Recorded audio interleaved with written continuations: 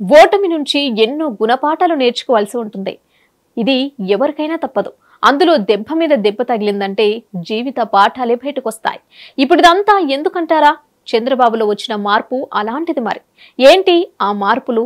అసలేంటి story? Let's watch.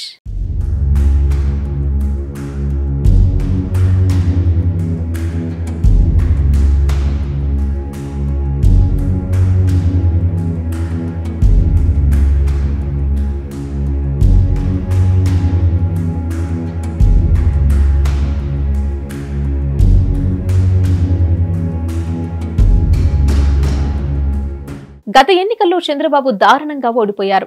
అది అందరికీ తెలిసిన విషయమే. అదే సమయంలో జగన్ అత్యధిక మెజారిటీతో విజయం సాధించారు.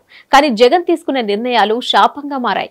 అన్ని వర్గాల ప్రజల పాలనతో విసిగి తీర్పునిచ్చారు. ఇప్పుడు ఏకపక్షంగా తీర్పు అన్నట్టు ఉంది ప్రజాభిప్రాయం. కేవలం 11 స్థానాలకే వైసీపీ పరిమితమైందంటే పరిస్థితి అర్థం చేసుకోవచ్చు. కనీసం వైసీపీకి ప్రజలు ప్రతిపక్ష హోదా కూడా ఇవ్వలేదు.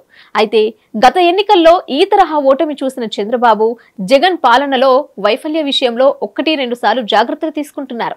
1 ప్రజలకు ఇబ్బంది కలిగించకుండా పాలన సాగించడం, 2 పార్టీ శ్రేణులకు అందుబాటులో ఉండటం. ఈ రెండింటిపైనే అటు అధికారులకు ఇటు సొంత పార్టీ వారికి ప్రత్యేక పిలుపునిచ్చారు చంద్రబాబు.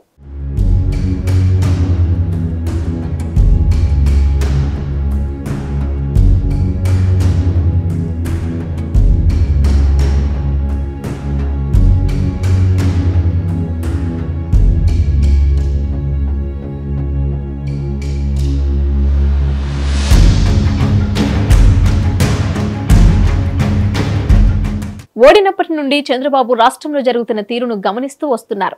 గత 5 సంవత్సరాలుగా జగన్ సొంత పార్టీ శ్రేణులకు అందుబాటులో లేకుండా పోయారు. ముఖ్యమంత్రిని కలవాలంటే పెద్ద ప్రయాసే నడిచేది. ఈ విషయాన్ని సాక్షాత్ డిప్యూటీ సీఎం రాజన్న దొరచెప్పుకొచ్చారు. తాను లోక్సభకు పోటీ చేస్తానని, తనకు అవకాశం ఇవ్వాలని కోరేందుకు సీఎం అపాయింట్మెంట్ కోరితే కనీసం లభించలేదని ఆయన చెప్పుకోవడం విశేషం. అయితే చాలా మంది వైసీపీ నేతలు ఇదే అభిప్రాయంతో ఉన్నారు. 2014 నుంచి 2019 మధ్య కూడా చంద్రబాబు ఇదే మాదిరిగా వ్యవహరించారు అన్న విమర్శ ఉంది. అందుకే ఈసారి చంద్రబాబు జాగ్రత్త పడ్డారు. ఎమ్మెల్యేల నుంచి ఎంపీ వరకు తనను నేరుగా కలవొచ్చని చెప్పుకొచ్చారు. ఈసారి మన మధ్య ఇటువంటి అడ్డుగీతలు ఉండవని కూడా తేల్చేశారు. ఇలా కొద్ది కొద్దిగా మార్పు వచ్చింది బాబులో.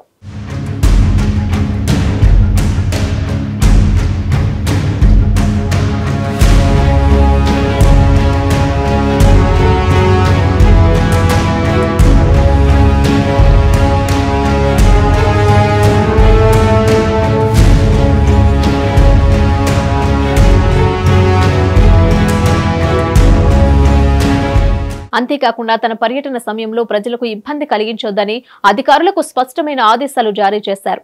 రాజధానిలో ఉన్నప్పుడు కానీ, జిల్లాల పర్యటన సమయంలో కానీ ప్రజలకు ట్రాఫిక్ ఆంక్షలు విధించొద్దని, ఎటువంటి ఇబ్బందులు కలిగించవద్దని కూడా అధికారులకు ఆదేశించారు.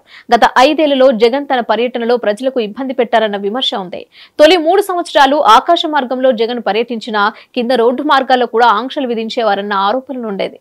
జిల్లాల పర్యటన సమయంలో రోజుల తరబడి ఆంక్షలు కొనసాగేవి. రహదారులు తవ్వేసేవారు, చెట్లు తొలగించేవారు, పచ్చదనం మాయ చేసేవారు. ఇవన్నీ ప్రజల్లో ఆగ్రహానికి కారణమయ్యాయి. ఇవన్నీ చూసిన చంద్రబాబు విషయాలన్నీ గ్రహించినట్లు ఉన్నారు. అందుకే తన పర్యటన సమయంలో ట్రాఫిక్ ఆంక్షలు వద్దని ప్రత్యేక ఆదేశాలు ఇచ్చారు. అయితే ఈ 2 అంశాల్లోనే కాదు, చాలా విషయాల్లో తాను మారానని చంద్రబాబు చెబుతూ ఉండడం విశేషం.